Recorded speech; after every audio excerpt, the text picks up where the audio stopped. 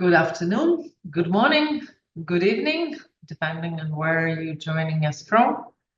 My name is Elena Sokova. I'm the Executive Director of the Vienna Center for Disarmament and Non-Proliferation, and it's my greatest pleasure to welcome you to today's webinar focused on the engagement with parliamentarians on nuclear security. The project that VCDNP, jointly with the Inter-Parliamentary Union,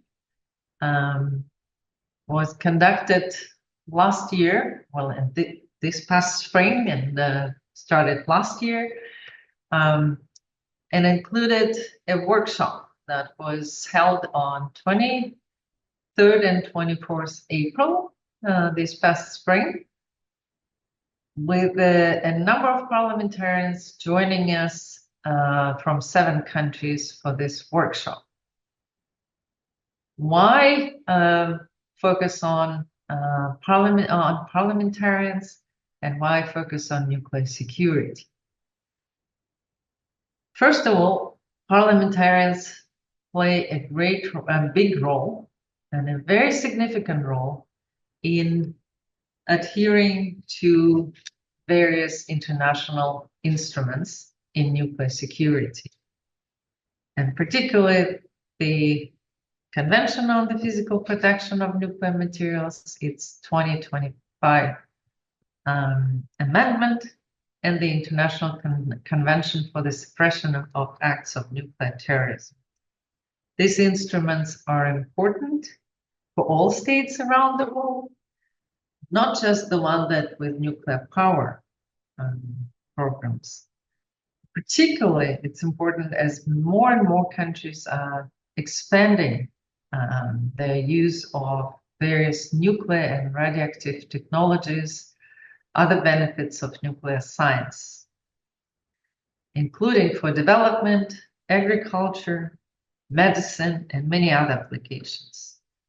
And adherence of all states to these instruments in nuclear security ensures that there are measures in place in each state that prevent non-state actors or terrorists getting hold of nuclear or radioactive materials or conducting acts of sabotage of related facilities.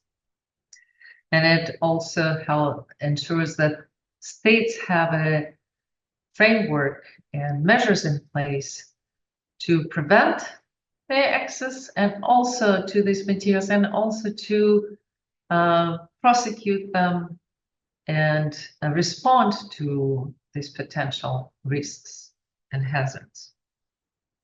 In turn, it helps states to take full advantage of various nuclear applications, be that nuclear energy or non-power applications of these technologies. However, without active participation of parliaments, none of this can take place. As my colleague, Ambassador Brenner, will explain later, parliaments are necessary to bring these legal instruments into force. But unfortunately, quite often they are not aware of the benefits that their states can gain by adhering to them, or about the benefits even of nuclear technologies.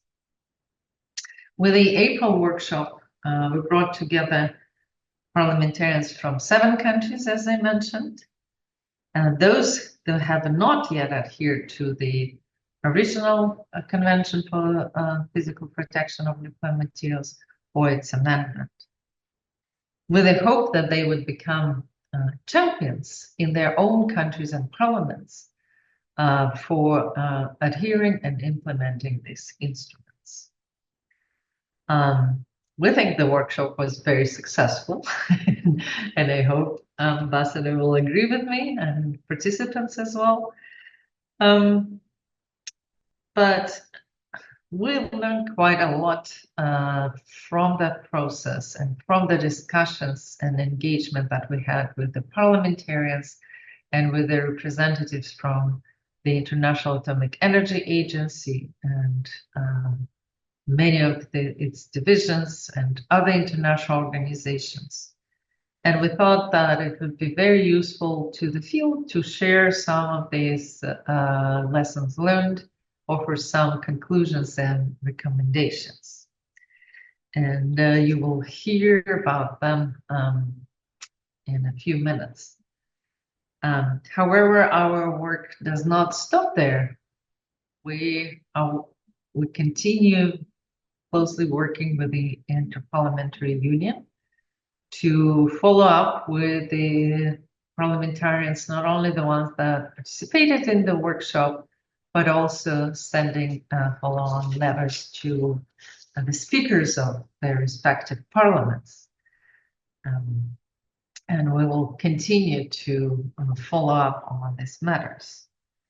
But for the sharing the lessons and recommendations and conclusions from the workshop, we thought that it calls for a broader audience that just goes beyond to our regular Vienna-based constituencies, and hopefully some from the parliaments and the staffers have joined us today. But before I pass the microphone to Ambassador Brigitte Brenner, wanted to first and foremost thank Sarah Case Lackner, who is the lead for this project. And she has been a tireless champion for nuclear security herself, but also was the engine and the driver behind the project. And I also want to extend my sincere gratitude to the U.S. National Nuclear Security Administration for supporting both the workshop itself and its work, and as well as the report that you will hear about in a few minutes after Ambassador Brenner will offer her opening remarks. Before, one technical issue. As those of you who are familiar and have been to many webinars and activities, we will be using Q&A function for getting questions from you. So please use that or send us questions through email at events@vcdnp.org. With that, Brigitte, please, the floor is yours. Thank you so much, dear Director Sokova, dear Elena. It was indeed a very impressive workshop we had together. And I confess it was far more output-oriented and engaged than we even had hoped for. And I wish to start to congratulate VCDNP as a wonderful partner in crime. We are both organizations are dedicated to stress the safety and security of the nuclear and to work for it. And we found, as I said, a wonderful partner, both in you, Elena, as Executive Director, but also in Sarah, with all her bustling around and all her input, who worked excellently together with Laurence Marsal on the IPU side. Laurence is the expert and the secretary of the Peace and Security Committee. And this leads me a little bit to the introduction. Why IPU? Why parliaments? What does the Global Organization of Parliaments has to do with nuclear security? And some of you might know that already for decades, one of the pillar stones of the work of IPU is centered on fostering peace and security. It has its own committee, but it has also its dedicated resolutions and work with parliamentarians, with you, when those of you who are listening in, but also with a lot of the members of our 44,000 MPs globally that we can reach. There have been 2 resolutions on improving nuclear security, and more together with VCDNP, we are touching on how to better implement nuclear safety. Nuclear safety, as Director Sokova has put, touches every country and every parliament in the world, because there is organized crime in it. There is a lot of money to gain with it. And nuclear waste is found on the shores of Somalia, as well as trafficked through on the borders of Europe and throughout the world. So this workshop in April very much helped us to work with MPs on the 2 key tools we wish to do to raise awareness amongst the parliamentarians, and by that to empower you to talk to your governments and to empower you to do something for your constituencies for more nuclear safety and security. And it was, and we are very proud that VCDNP acknowledged the important role of MPs. Thank you very much for your kind words, Elena, on the role, but also our partners. And in the nuclear, we all know there is one big partner, which is the IAEA. And we were very proud to have, as one of the follow-ups of our joint workshop, the IPU president invited to take a stage in the Icons in May this year as well. Now, I'm very much looking forward to get a briefing on the report. It's not, as Elena and all our colleagues from VCDNP say, it's not a standalone project and product. It's a series of commitments we wish to continue with you, with MPs, for a safer and more secure future. So I'm very much looking forward to get the introduction to the report. Thank you so much. Thank you, Brigitte. Sarah, now we dive into the report itself. Please go ahead. Thank you very much. Please, one moment, and I'm going to share my screen so you can all see the slides. One second. I want to make sure you don't see literally all of them. There we go. So my briefing today, as has been helpfully introduced by 2 better speakers than me, the director and Ambassador Brenner, is about parliaments, and it's about this report, and it's about nuclear security, of course. Now, you'll see in the bottom corner, and Elena's already mentioned this, sponsored by NNSA. Thanks to NNSA, we were able to do this project, working closely with IPU. So there were a lot of people involved here, and we appreciated it. We appreciate the opportunity to dig in on this topic that for me has been of interest for a long time. To start, let me give you a little bit of background before we get any further into exactly what happened at the workshop. And that is, as has been repeated in the beginning, but I'm going to say it again because I like to hear it.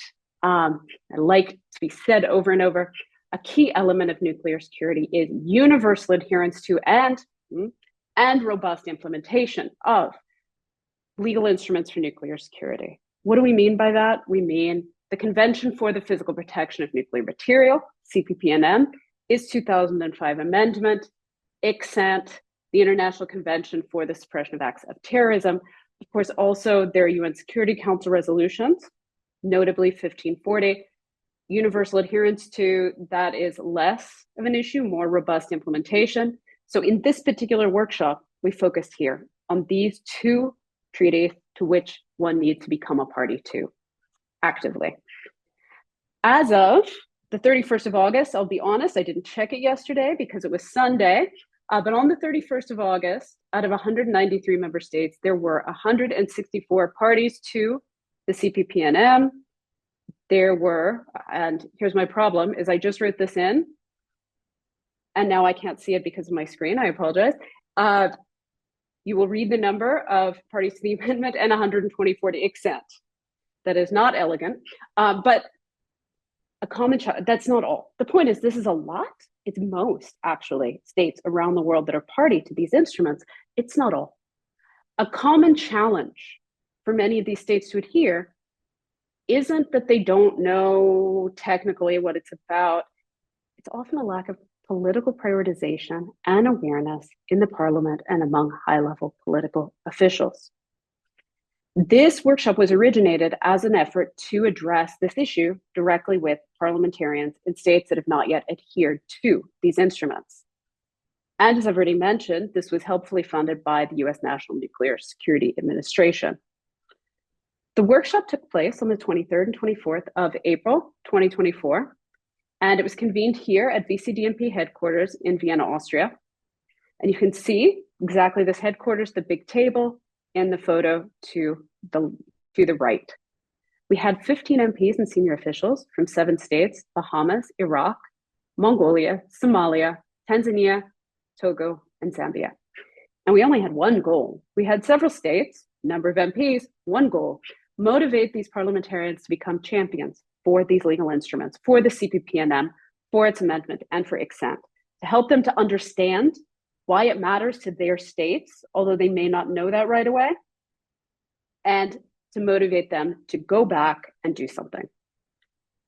Some highlights of our workshop. I was really very pleased with the workshop. I think it came out quite well due to the efforts of a lot of people. And let me again say, due to the efforts in large part, of the IPU and Laurence Marcel, who's already been mentioned once by Brigitte. Let me do that. She's fantastic. We had opening remarks by IAEA Director General Raffaello Mariano Grossi. We had a tour of the IAEA laboratory at Cybersdorf. And honestly, it involved so many members of the Vienna diplomatic community, the IAEA, UNODC, and Interpol. Lots of great people were there and gave great remarks, engaged on a very technical, but also not too technical level with the parliamentarians. And I feel like it was just very, very productive. We understood from the discussions afterwards, the participants thought them also. I'm not going to read these quotes. I hope you will read these quotes, but we got some very, very positive feedback from the participants. And you can see them there, taking a good look at some of the technologies that we saw at Cybersdorf Labs. I'm now going to go on to the conclusions and recommendations in the report. You can download this report at any moment you like. It is online, and we will post very shortly in the web chat. We will post where you could go to find it, an exact link. However, you can also just go right ahead, go to the VCDNP website, that is vcdnp.org, and you will find it there. Now, if you want to hear me talk before you go run off and download that, what I'll do here is I will be giving you a quick overview of the conclusions and recommendations that are present in the report. There's a lot more background in the full report, so you'll understand better by reading it how we got there. Number one is that outreach to parliamentarians is essential. Now, Brigitte, Ambassador Brenner would of course tell us, well, obviously, it is obvious. However, it's not immediate. It's not something that has been going on forever in the nuclear security community. There's been little spots of it here and there. The outreach is essential because the parliamentarians have a key role to play in adhering to these legal instruments, but they may not even be sure what nuclear security is, and they definitely might not be sure why it matters to them. And so what we want to recommend coming out of this workshop, that outreach on this topic, particularly legal instruments, because parliamentarians have such an essential role here, that this outreach needs to engage parliamentarians in activities, in international conferences, in workshops, and noting the important role that parliamentarians can play in adhering to these instruments.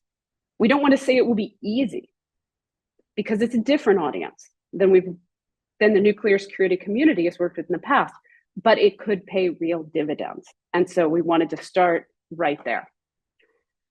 But when you do this, I just said it's not easy. It's not something that the nuclear security community has done in the past, or at least has done in a more limited way. It's important when this is done to not give the same speech that, for example, the nuclear security community gives to itself. Yes, it's true, security is important. That is all correct. But parliamentarians will have different priorities. And they do. They have to balance a lot. And they need to be there to reflect the interests of their constituents. And so these nuclear issues may not be perceived by them as being immediately relevant to the things they need to deal with every day. And they might even see it as a distraction, as something that's out there. I have to deal with some real problems here that will matter to the people who voted me in. I need to get that done. Why would I distract myself with nuclear security? This needs to be part of the messaging. It needs to be explained why it matters. Why, for example, and here's the path we want to highlight, why peaceful uses of nuclear science and technologies are useful to them, why it will help them with their immediate pressing issues of climate change, of food insecurity, focusing in on non-power applications. In general, how will peaceful uses help them to achieve the UN development goals, UN Sustainable Development Goals? This is a helpful way to frame the entire conversation. And then you can say, after it's clear, yeah, this might actually matter to you, nuclear technology as a whole. Let's talk about why it needs to be safe and secure so that then you don't have problems whenever you get all of these great benefits. And then the legal instruments can come in. So what we're saying is the messaging matters a lot, and it shouldn't just be fear-based. It needs to also talk about benefits. We also saw the value, this is directly out of the workshop, of connecting national experts with parliamentarians. Bringing regulators or other national experts into the same room as parliamentarians to talk about legal instruments for nuclear security was a great idea. In the cases where we had that in this workshop, it was very productive because the national experts in their country know their country and they know their priorities. They can explain things in a way that the parliamentarians understand. Now, why can't they do that in capital? Well, let's be realistic. They don't always have access. And it might take an event like this to give those national experts, those regulators, the access to the parliamentarians to be able to explain how it is relevant to their country. So what we would like to recommend out of that is to organize future events. Someone should do this to bring parliamentarians together with these regulators and national experts to discuss nuclear security and to help progress forward the universalization of legal instruments. Now, one suggestion we had, and it's a bit milder in the report, is that IPU and IAEA could be partners for such an outreach. There are others who also could be, other organizations. We, of course, recommend IPU is great to work with. And someone who really understands parliamentarians needs to be in that mix, as well as someone who really understands the technical regulator side. The next recommendation that we have is that the outreach can't stop and it needs to be coordinated.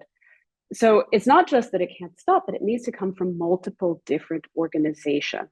The awareness among certain countries is still low about the relevance and importance of nuclear security, legal instruments, especially in countries where the nuclear security community is not as strong, where the international community doesn't reach out as much.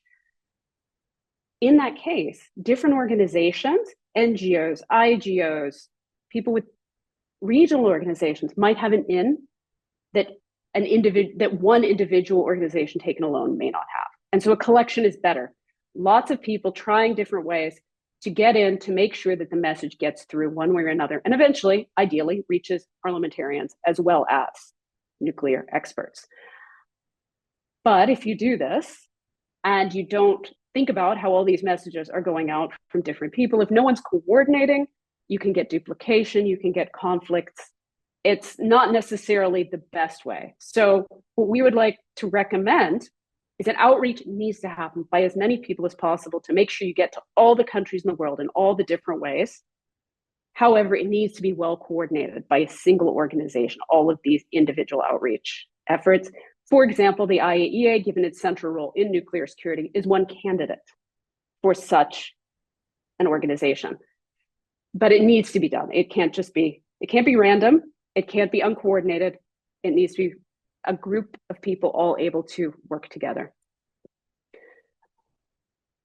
We only have 2 more recommendations. The next one is that game-based approaches help. It seems to be coming out of nowhere. It's not. We did a scenario exercise for the parliamentarians, which was based on the successful scenario exercise that's been done at the last 3 international conferences on nuclear security for ministers. This was not a detailed, highly technical scenario. It just showed how a terrorist or criminal organization could realistically move nuclear material across borders into a country that doesn't have any nuclear material in the first place, with the goal of saying, it is completely possible that this is relevant to your country that has no nuclear material. All of these conventions are still something that you need to be worried about. That was the goal of the ministerial exercise. That was the goal here. After watching this, watching the reactions, talking to the parliamentarians, talking to the other experts, what we realized was, well, this approach was really effective in getting their attention. That and, as I mentioned earlier on, focusing on the benefits. Focus on the benefits, but show them in a way that really makes the risk real about what the threat is. Don't focus on it, but make it real. One thing we realized, this could be done over and over, could be done in countries, it could be done in local languages. That would probably help quite a lot. There's only so many parliamentarians we can reach in English, or even in all of the UN languages taken together. If a game-based approach was done in a country, in the local language, it might be able to bridge a lot of gaps. So what we've recommended is that interactive exercises and game-based approaches could be encouraged for in-country use by regulators and other stakeholders for outreach with parliamentarians and non-specialist audiences. The last conclusion that we have coming out of this report is about language diversity. It's linked to what I was saying just a few moments ago, that you can only reach so many people with English. I know it's a lot, it's more than other languages, but it remains limited. And particularly parliamentarians may or may not speak very good English. They may not be in a place where they can just fluently listen to or discuss technical topics they're not familiar with in English, even if they speak some. And so it is essential to look into communicating with them in local or regional languages if you really want to reach these last countries that haven't adhered to the legal instruments, that aren't party. And what we would recommend is that future engagement would work in other UN languages, French, Spanish, through an Arabic, Russian. There's other languages that could be useful via interpretation or even separate individual workshops. We couldn't do that in a single pilot workshop. It wasn't realistic. We needed to use English. But these are things that could be done in the future and could be much more effective. It's not as good as every language in the world, but there's a lot of those. And let's start with the UN languages. The next steps. So now we're moving on. Those were 6 conclusions, 6 recommendations. Please go read the report. I'll say that many times. Take a look at it, see what's in there. What's also in the report is at the end, what are we going to do next? Because we've kept saying this is not the end, this is just the beginning. We have to keep going. VCDNP and IPU are continuing follow-up activities. We're talking about it. We just sent letters to the speakers of the parliaments that were engaged. As Elena mentioned, we're talking about a possible meeting on the margins of the IPU General Assembly, and we're working on a follow-up brief for later this year to talk about what we've learned beyond that in the follow-up activities. There may be more. This is what I can highlight for you right now of where we're looking. but also at the same time, VCDNP is seeking to explore how the NGO community can support the work of the IAEA, UNODC, and others to keep that outreach moving to parliamentarians around the world. So thank you all very much, and I hope you at least said something useful out of that. I am happy to answer any questions that come up. And I see the very first one. This one's easy. Yes, of course, we can share the presentation. This is being streamed. The video will be available. And yes, we can share the presentation as well. So I'm happy to answer any other questions if there are any. And if not, then I will pass back in a few moments to Elena. Sarah, I can moderate. I don't see any questions coming in at the moment, but I do want to follow up with you and with Brigitte on a few points, and maybe in the meantime, we'll get more questions from the audience. I think you did such a comprehensive job with covering everything, or people are still processing it. But anyway, two things that I thought it really needs to be highlighted as key points. All of these points are essential, the recommendations, but I think the framing of the approach to parliamentarians through a conversation about the technology itself and its benefits is extremely important. And based on my own impression from the workshop, this was a particularly welcome part of the workshop. The opening or the engagement session with the Director General of the IAEA, Grossi, was particularly an exemplary part of that. He started talking about peaceful uses and various applications, and then moved to nuclear security and its importance. I'm super delighted that we were able to build in a visit to the Cybersdorf laboratories, where the parliamentarians could see the development of different crops with nuclear science that are climate resistant, drought resistant, yield more crops and others, and many other applications as well. So I think that it goes broader, not only, in my view, for the engagement with parliamentarians, but I think it's in general engagement on nuclear securities with audiences that normally don't deal with this issue. It is extremely important to start that conversation from explaining why these technologies and their benefits. So I was really struck by the engagement of the parliamentarians who first came a little bit shy. I was like, what is it all about? But once you start talking about the benefits of it and how it can help countries to meet their both energy needs, fighting cancer, or securing food supply and things like that. So how do you think that conversation could, and it's for the IAEA, it's probably a little bit easier to do that conversation, because the agency combines both the promotion of peaceful uses and nuclear security and non-proliferation goals. But there are other organizations that are involved. How do you make sure that future discussions are a little bit more centered on viewing nuclear security as an essential part of beneficial use of nuclear science and technology.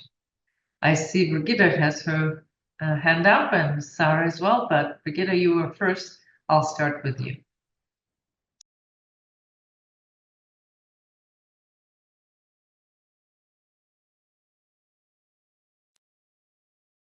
Again.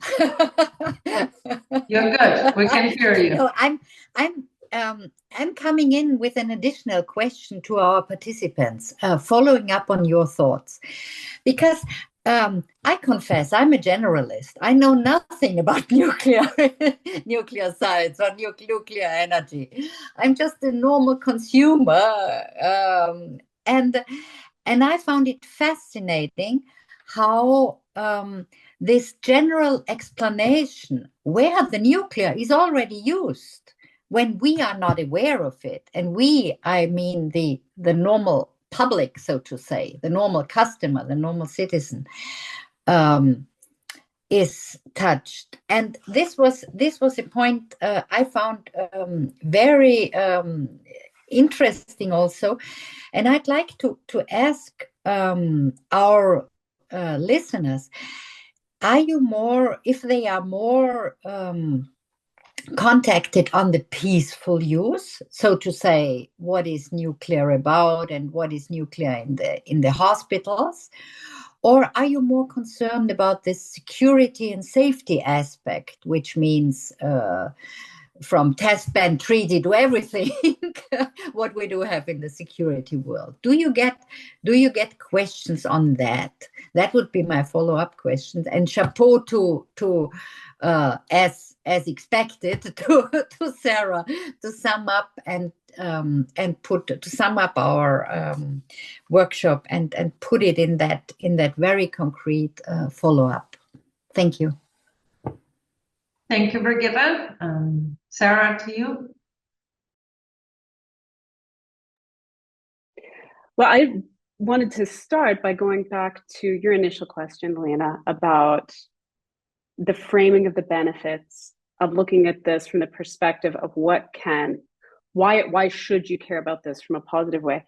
Where I want to start was the international nuclear security community has spent a long time, what I want to call, pressing the threat pedal over and over. This is bad, this is scary, bad things are going to happen. And while that's all true, it's not very inspiring. It doesn't make someone want to go, yeah, I want more of this stuff. It's actually really, it's refreshing and it's positive to see, starting with a focus on peaceful uses, as you noticed, as Director General Grossi did, as we saw in Cyberstorm. It brings people's attention from a different perspective to, oh, well, maybe this is useful for me. It's good for my constituents. It brings me something positive. But at the same time, as with any hazardous infrastructure, anything, there are risks, of course, to be mitigated, and attention needs to be paid to them. I mean, you can't ignore those any more than you can ignore the risks inherent in, I always use the example, an LNG terminal. You want that natural gas, but also you have to mitigate the risks. So this isn't unique to nuclear. And I think that by bringing out those peaceful uses, you can really emphasize risks are not unique to nuclear and radiation technologies. They're everywhere. And you just need to have your strategies in place to mitigate them. Here is some of the strategies that have been developed over the last few decades. In terms of how to do it, I might also suggest, just for the community in general, for the nuclear security community, be thoughtful in framing the meetings about nuclear security when you're engaging people who are not already part of that community. Think about who else you could bring in to talk about, to put nuclear in the right framework, why it's useful, how it can help people, how it fits into the UN Sustainable Development Goals. I think that would be very helpful. Start it that way and then move into all of the details about threat. Always useful, not bad. We had Interpol there. We're not saying we don't know or care about that. It's just, it's another piece. So that's what I would add. That's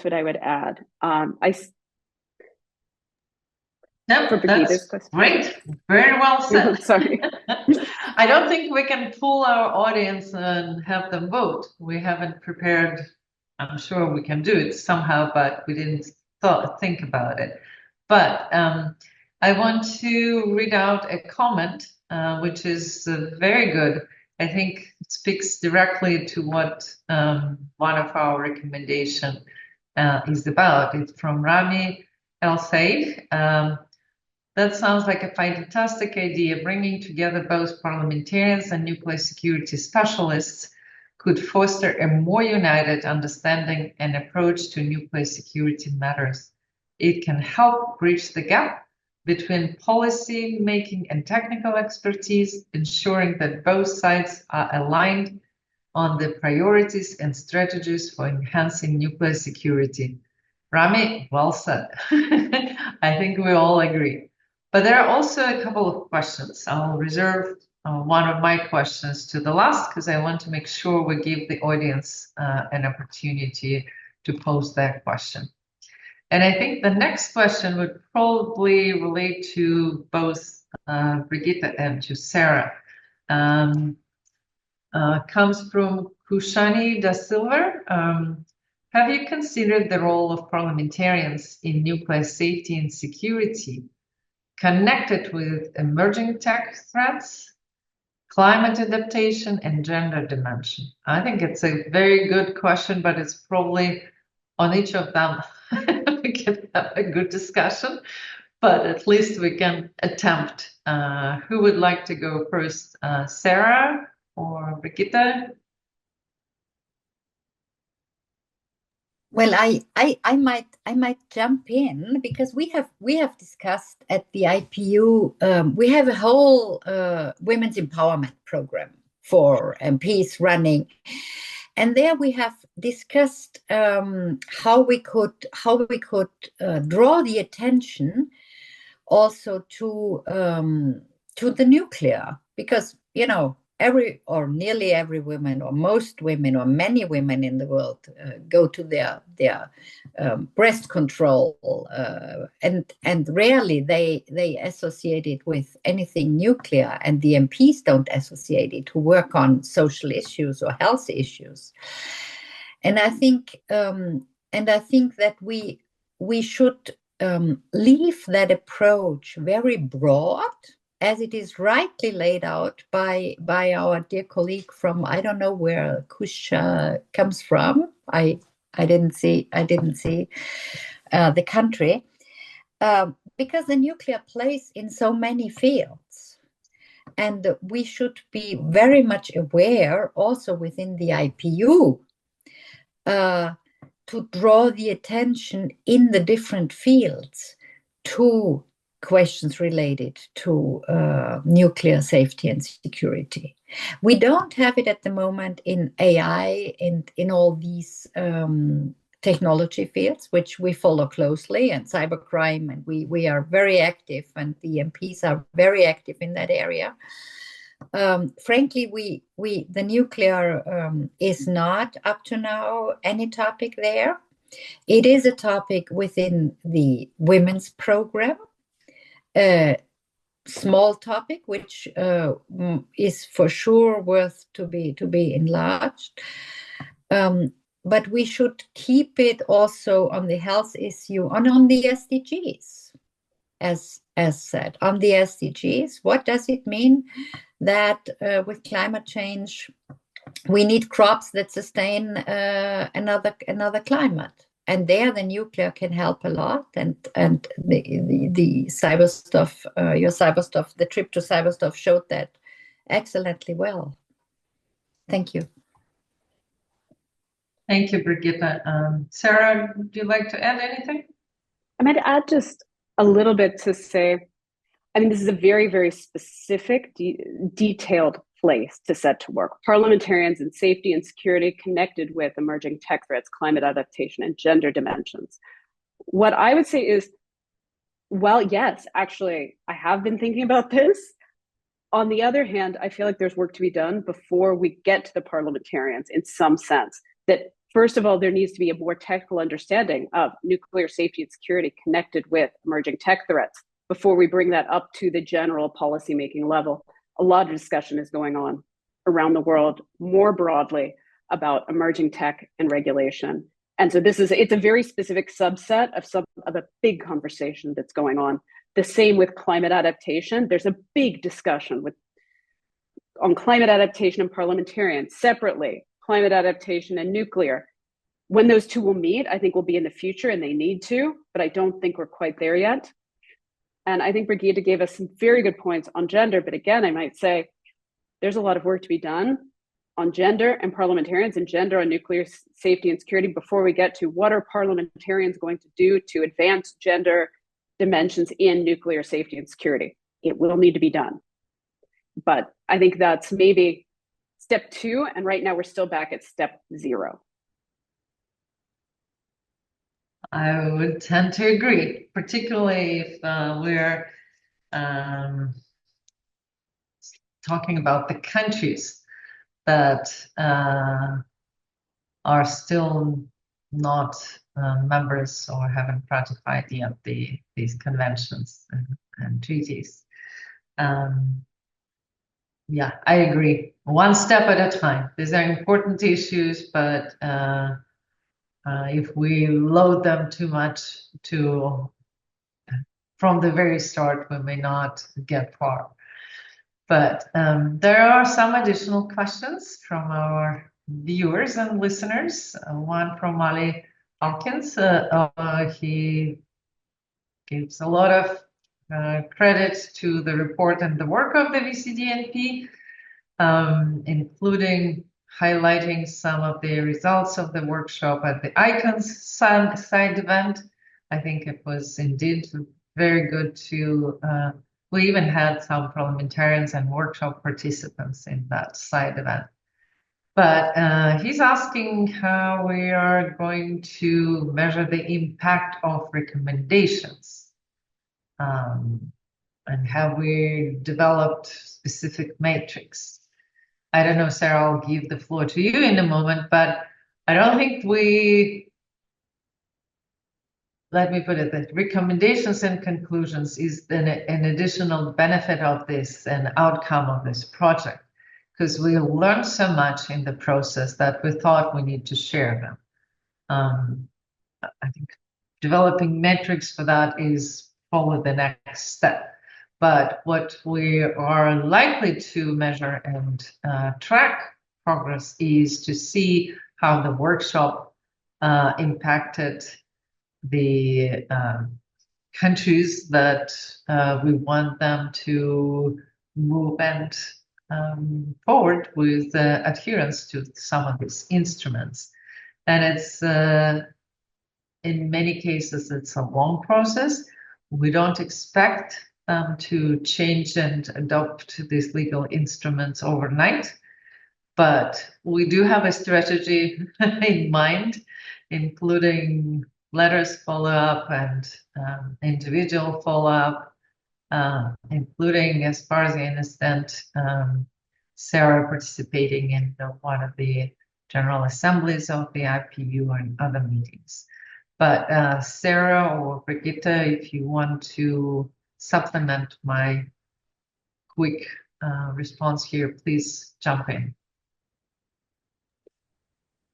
I'm happy to add a little bit. Elena, I think you've said about 90% of what I would have said, and I can only add some very small things. And that would be, well, yes, of course, we are going to continue with our next steps. We're going to continue to look at the impact of the work that we're doing. We'll have to look at, the impact of the recommendations would be measuring something that we're not actually controlling. We're giving some recommendations for a much larger audience. And so that's a little complicated. We can continue to think about this. And I think that's a good topic to consider a bit for the upcoming follow-on paper. Now, with that in mind, I also want to note that the end goal of this effort is clear. It's to gain more adherences for the CPP and M4 amendment for ICSAN. But we're not working in a vacuum. We're adding one very small effort to efforts that are going on at various organizations around the world, at the IEA, at UNODC, with Parliamentarians for Global Action. We're adding a brick to something that is there, and we're trying to make sure it's a bit different and it might support some additional weight. So it's difficult to pull out, oh, this is exactly what is what is going to bring us towards the end goal, and looking at only our impact. So I think it's a little more complicated than just developing indicators or metrics. That would imply that we think we are the main cause also for any change, when actually it's a big group effort, and I think we've emphasized that throughout the entire report. We just want to help give some direction for the community as a whole in thinking about this issue. So that's a small bit I wanted to add. Thank you. That's very important, Sarah. Brigitte? Thank you. Just briefly, as the question touches on the very core question, where we see progress in politics and how to measure political progress. And I have just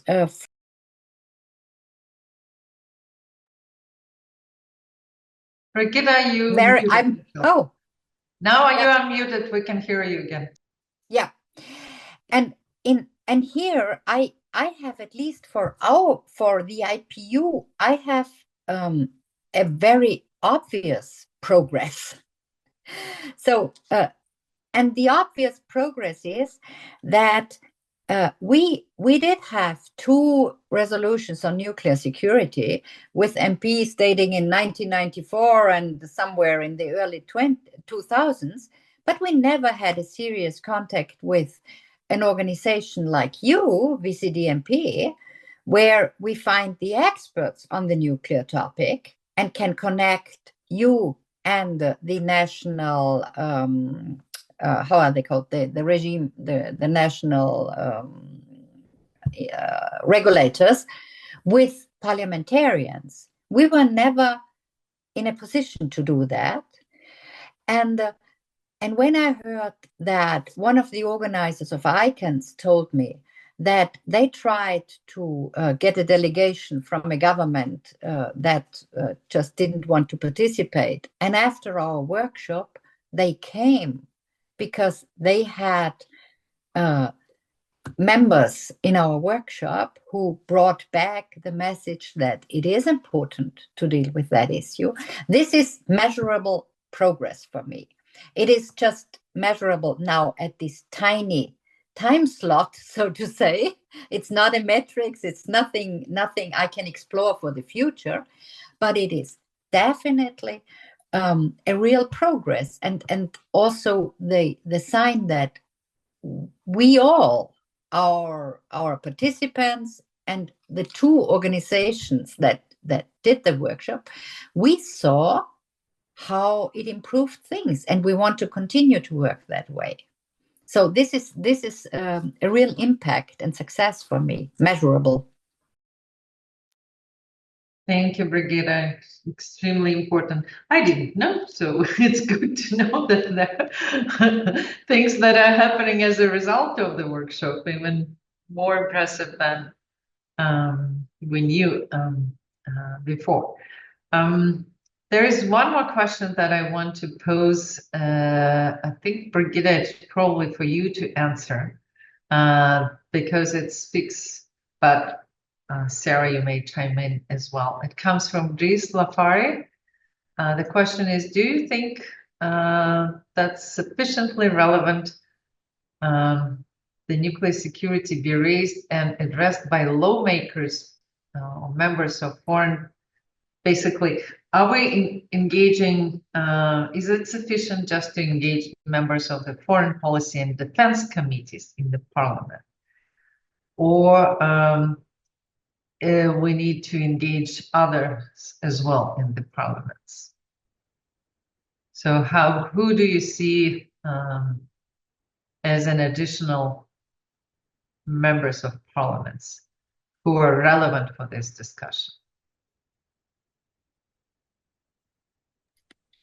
Well, Elena, if you want me to take that question on, I think the question relates a little bit to the point our colleague from Sri Lanka made before. It is a very broad issue, yet, and I come back to one of the lessons learned of Sarah's report, we have to explain well where where the topic is related to the concrete work of the MP in his or her constituency. So when you sit in the Defense Committee, it's obvious that you have to know something about nuclear security. Full stop. This is what you are voted for. If you sit in the Health Committee or in the Agriculture Committee, it's not that obvious that you have to know about how to make crop resistant crops by nuclear, or how, if you sit in the Health Committee, it's not that obvious. You are dealing with, your constituency has voted you for most probably other urgent issues. So I think there is still a lot to do on awareness raising, what we jointly can do, and what with Sarah's participation and VCDNP's participation at our General Assemblies can be done, just to make MPs aware what solutions they could bring to some of the questions they may have. But it needs to be a question their constituency has and they are voted for, because otherwise the time and the time span of interest is obviously a very combated with politicians. Thank you. Very true. Sarah, if you have anything to add, please do. If not, we're just 2 minutes till the end of the webinar. And I just wanted to make sure that we have an opportunity for you, Sarah, particularly, to give some concluding with final points from the project itself and from the report. Because I think we answered all the questions. They're just mostly comments rather than questions. Please go ahead, Sarah. Well, then in concluding, I would only say we have more work ahead of us. I think that, to me, is the most important note. I must have put that a lot of times in the report. It's been repeated here in this workshop, this webinar several times, that is, there is more to be done. This was not intended to be a standalone, solve all the problems, magic pill, but to give us an opportunity to talk a bit more, engage parliamentarians, and talk about strategies to move forward for the nuclear security community. We will continue to work in that direction, working with IPU. This project is not yet over. Our collaboration, I hope, will continue. And I'm really looking forward to seeing what more progress we can make. Thank you, Elena. Thank you. Brigitte, anything from you? No? Then I will just say that first and foremost, I want to thank Brigitte and IPU for excellent collaboration on this project. I think until the beginning of this project, we didn't know about each other. Oh, more precisely, we were not connected with the specific individuals, and it was a great pleasure working with you. For VCDNP, both IPU and parliamentarians were a completely new audience. We haven't been engaging much with parliamentarians, and it is a specific audience, so our hat goes off to you, Brigitte, and your colleagues. But I think we learned a lot, and we learned quite a bit about ourselves, about the engagement and addressing how do you address certain issues to certain audiences, even though these are the same issues, but you always need to keep your audience in mind when you have discussions with them on specific topics. And once again, thank you everyone for joining us today, for your wonderful comments and questions. Please do check out the report itself. We presented you with a very short summary. And everybody have a wonderful rest of your day. and a great week. All the best.